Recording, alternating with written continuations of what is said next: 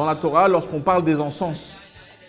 On avait 11 encens qu'on lit tous les matins, qu'on approchait sur le Misbeach Haktoret qui est à la fin justement de la paracha, de Parashat Tetzavé. Alors une des encens, c'est la première, la plus importante, elle s'appelle Mardror. Et la traduction de Onkelos, c'est Maradachia. Alors Maradachia, ça rappelle les syllabes de Mordechai. Donc on dit voilà, Mordror, le Targum Onkelos, le traducteur araméen traduit par Maradachia. Maradachia, c'est Mordechai. D'accord? Donc Mordechai, il est marqué dans la Torah. Maintenant, Rav Nachman, il explique, c'est quoi Mara? Mara, c'est la myrrhe, c'est une encens. Dachia, c'est qu'elle a été concassée, écrasée. Mais lui, il explique ça autrement. Il dit Mara, ça vient du terme maître. Quelqu'un qui a le contrôle, qui dirige. Ça vient du mot mar, comme quelqu'un qui est un roi, qui dirige. Dachia, ça vient du mot dror. C'est quoi dror? Dans la Torah, on retrouve dror, le Yovel, la 50e année. C'est quoi dror? Dror, ça veut dire la liberté. Donc c'est quelqu'un qui a le contrôle. Il n'est pas mené par les autres, c'est lui qui gère. Et il est libre. Dror, ça veut dire qu'il est libéré. Et il explique longuement que le point de la Megillat Esther, le point de Mordechai, c'est une émouna en béton, que c'est Akadosh Baruch Hu qui gère le monde. Les gens ils disent, est-ce qu'on peut se concentrer pour la Megillat Esther? En général, on peut oui se concentrer. Pour quelle raison? Parce que la Megillat Esther, elle est magique. Même qu'on ne la comprend pas, il y a des gens qui ne comprennent pas les mots, mais elle est attirante. C'est quelque chose de magique. Pourquoi? Parce qu'en vérité, dans le subconscient, la Megillat Esther, c'est l'histoire de notre vie. L'histoire de notre vie, c'est qu'Akadosh Baruch Hu, il se trouve dans chaque étape de la vie. On regarde la Megillat Esther du début à la fin, on n'arrive pas à voir comment c'est grandiose. On est super bien placé, on a un prince qui est Mordechai, qui fait partie du royaume. On a la femme du roi, on ne peut pas imaginer le meilleur scénario. Donc qu'est-ce qu'il y a de si extraordinaire? Ce qui est extraordinaire, c'est quoi? C'est qu'on voit que quand je lis la Megillah du début à la fin, c'est comme les gens dans leur vie. Dans la vie, très souvent, on a des étapes qu'on n'arrive pas à voir qu'est-ce qu'il y a de spécial. Des fois même, il y a des épreuves où on voit encore moins la lumière dans la main de Dieu dedans. Mais lorsqu'on regarde notre vie, dans les détails, le début, la fin, le milieu, c'est quand on voit les choses sur une perspective beaucoup plus large qu'on arrive à voir qu'en vérité, Dieu il joue à cache-cache. Et il est là, il est caché derrière chaque étape. Le mot Megillat Esther, ça vient du mot « révèle celui qui se cache ». Megillat Esther en hébreu.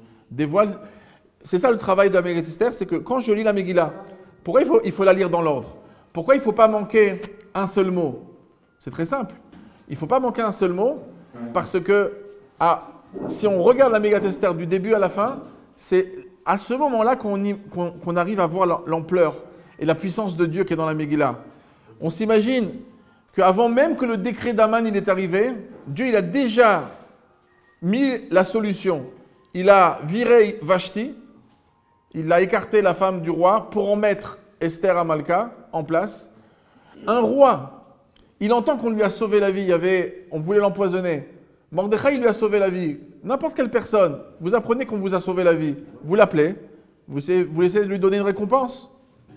Le roi ne veut pas donner une récompense, il dit on va marquer ça dans un livre. Et quand c'est qu'il sort son bouquin, c'est beaucoup plus tard, quelques mois après, il n'arrive pas à dormir la nuit. Et au moment où Aman il veut venir pour faire son décret, c'est à ce moment-là qu'il se rappelle que Mordechai il l'a sauvé. Donc toute l'histoire de la Megillah, c'est extraordinaire parce que c'est une histoire de timing. Dieu il place les choses.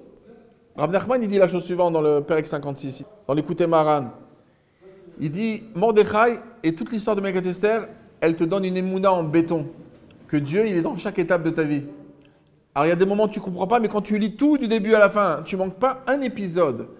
Quand on écoute Parashat Tetzavé, on écoute Parashat Kitetse, si on manque quelques mots, ce n'est pas grave. Si on manque quelques mots de la Megillat Esther, c'est grave. Pourquoi? Parce qu'on arrive à contempler la puissance de Dieu qu'à travers toute la Megillah. Et c'est pour ça qu'en vérité, c'est marqué que la fin de tous les miracles écrits, c'est Megillat Esther. Pourquoi? Parce que l'ouverture de la mer, c'est un miracle extraordinaire. On l'a noté dans la Torah. Il y a beaucoup de miracles extraordinaires qui ont cassé la nature, on les a notés. Mais en vérité, la Megillat Esther, elle m'apprend quoi? Elle me dit que la vie quotidienne de chacun, c'est un miracle. En vérité, quand je lu du début, il n'y a plus besoin de marquer de miracle. Pourquoi on s'étonne de miracles? Pourquoi on est étonné? Waouh! Dieu, c'est lui qui gère le monde, il fait ce qu'il veut avec, il ouvre la mer quand il veut, il amène les plaies d'Égypte, il peut endormir en 5 minutes le business de la Chine. Donc on dit, voilà, c'est Dieu, il a le contrôle, c'est Dieu qui gère tout. Eh bien, on a envie de noter à chaque fois que c'est extraordinaire. Mais quand tu apprends que ta vie personnelle, chacun il a sa Megillat Esther. Chacun il a sa propre histoire. On a tous une Megillat Esther. C'est quoi? On a tous une vie où tu te dis, mais c'est pas possible comment Dieu il a été vraiment fin. J'ai rencontré la personne qu'il fallait au bon moment, j'ai rencontré ma femme là, mais c'était improbable. Et chaque chose de notre vie, quand on la voit sur une perspective beaucoup plus large, on voit que c'est Kadosh Baruch Hu qui gère le monde dans chaque détail.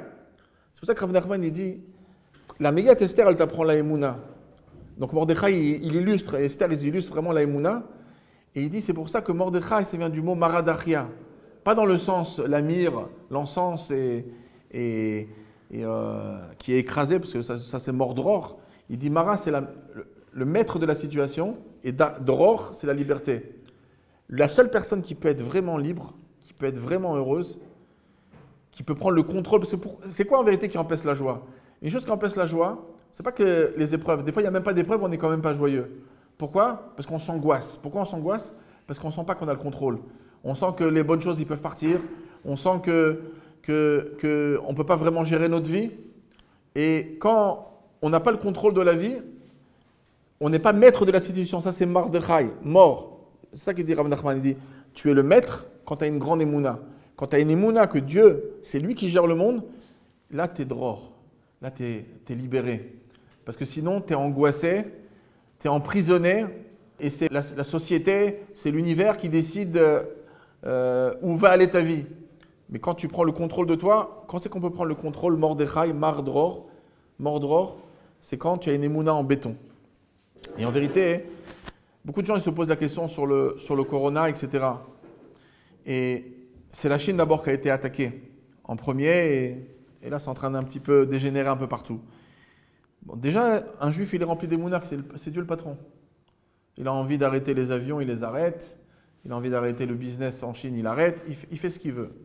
Mais une des choses que la maladie elle apporte, c'est d'être en quarantaine, d'être enfermé. De ne pas pouvoir tourner, de rester chez soi, de ne pas bouger, de ne pas voyager. Voilà, on ne peut même plus prendre l'avion parce qu'on ne pourra pas revenir, il y en a qui ne peuvent même plus arriver. Chacun il reste chez soi. Ça rappelle quoi? Dans la paracha de Tazria et Metzora, on a la lèpre. La lèpre en hébreu, elle s'appelle Nega. Avant, il y a Tsarat, mais ça s'appelle aussi Nega. Nega, il y a un livre de Kabbalah, qui est le livre de Kabbalah le plus ancien qui existe sur la terre, c'est le Sefer Yetzira. Le Sefer Yetzira, on dit qu'il appartient jusqu'à Avraham Avinu, c'était Avraham Avinu qui l'a écrit. Donc dans le Sefer Yetzira, c'est tous les codes, comment Dieu il a créé le monde avec les lettres, il y a beaucoup de secrets. Une des choses qui est marquée dans le Sefer Yetzira, c'est que, là on appelle aussi, le virus, on l'appelle, c'est une magefa, c'est une sorte de plaie qui tourne, c'est un Nega. Ce Nega, c'est les mêmes lettres que Oneg. Nega et le plaisir, c'est les mêmes lettres. Aïn, Nun, Gimel, c'est Nega. Et c'est le Sefer Yetzira. C'est Avraham Avinu dans son livre de Kabbalah le plus ancien, il nous dit, sachez que la lèpre, c'est lié au plaisir, au bonheur. Quel rapport? Et c'est très très lié avec ce qui est en train de se passer. C'est quoi le bonheur? En plus, c'est lié au mois d'Adar. Le mois d'Adar, c'est le mois du plaisir, c'est le mois d'avoir. On peut être bessimra quand on est heureux. En vérité, on sait que le Nega, c'est une des choses, c'est le Lashon Hara. D'accord? Le Rambam, la Gemara dans Rachin, page 15, tout ça, ça vient du Lashon Hara. Lorsqu'on parle de la médisance, on parle mal sur les autres, on accuse les autres, eh bien, ça amenait la lèpre, ça amenait le Nega. Quel rapport? Le Sefer Yetzira, il dit parce que quelqu'un qui n'a pas de plaisir, il parle du Lashon Hara. Quand une personne, elle est heureuse, elle a gagné au loto, ben, elle aime tout le monde.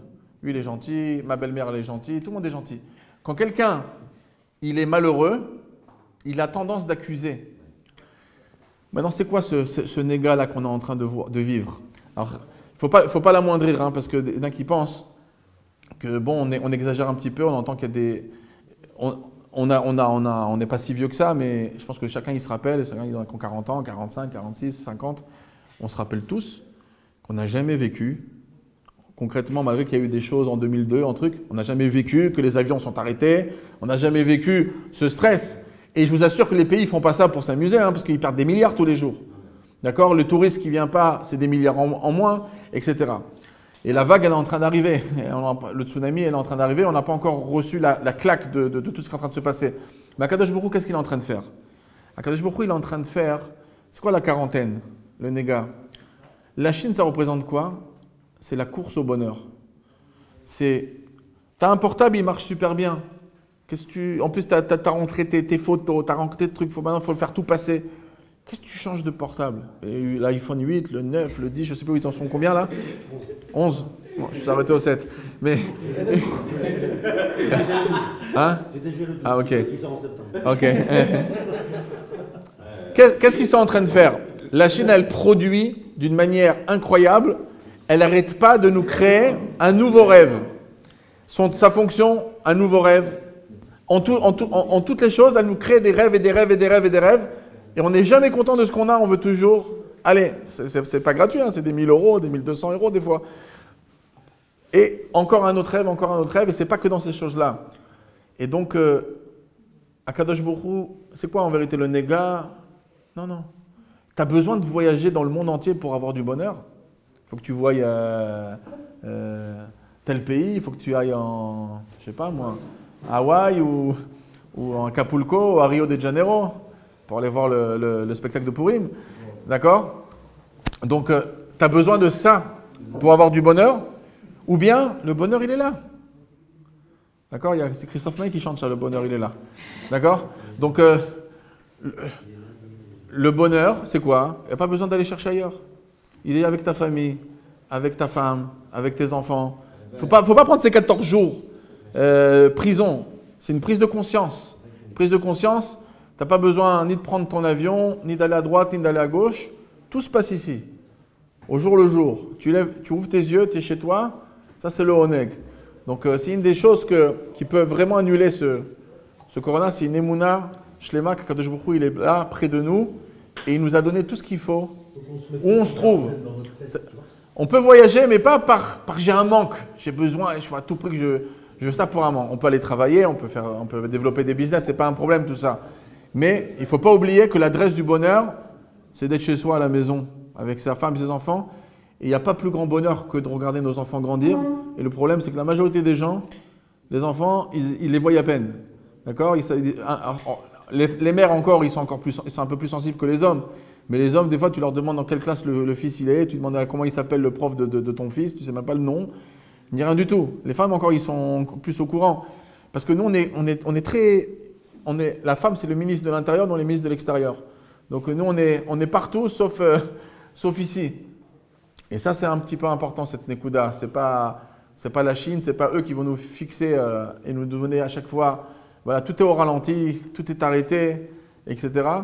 Et tout ça pour se retrouver chez soi. Voilà, bon, on est en Eretz Israël. Il y a beaucoup de gens qui ont décidé de partir, de voyager. On devait tous partir à droite ou à gauche. Et là, on est coincé pour le moment. Quel bonheur d'être en Terre Sainte, dans la terre de nos pères. Et même si quelqu'un est enfermé ailleurs, ben, ok, au moins, regarde ta maison, regarde ton bonheur, il est là. Et ça, c'est la prise de conscience de la Megillat Esther. Dévoile celui qui se cache. Dieu, il est là, autour de toi, il t'accompagne, t'a donné des enfants, t'as de l'air dans tes poumons. Kol HaNeshama, t'es Alelka. Chaque fois que tu respires, tu dois dire merci à Hachem, Rabbi aussi dit. L'chaim.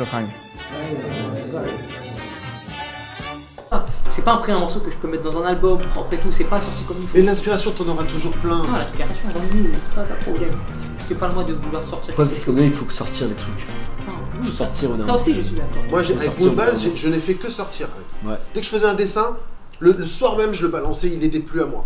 Et j'ai fait ça pendant 3 ans. Dès que je comprends qu'il faut mettre temporé des fois, tu vois, je comprends.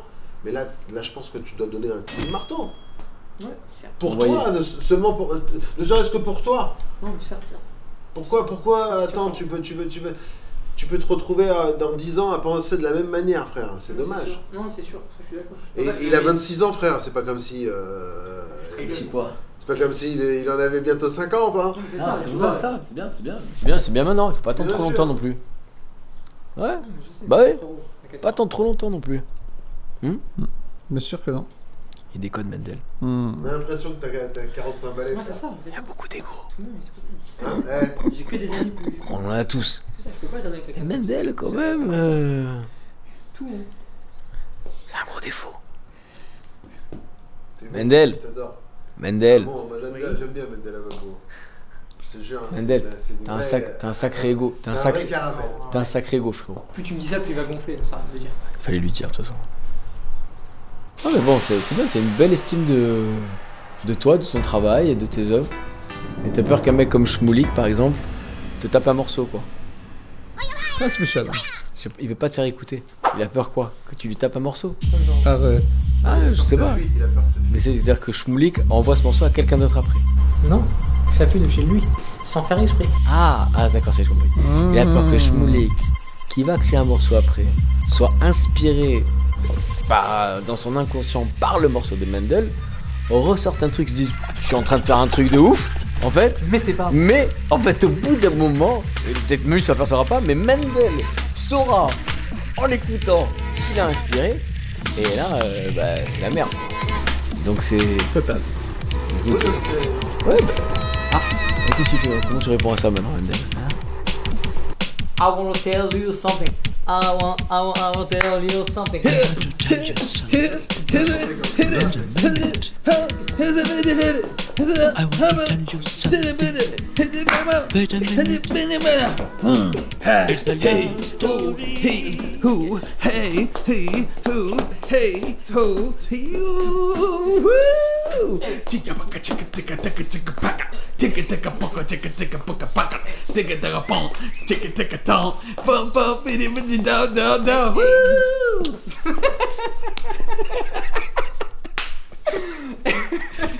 Ah ouais, très bonne ces images.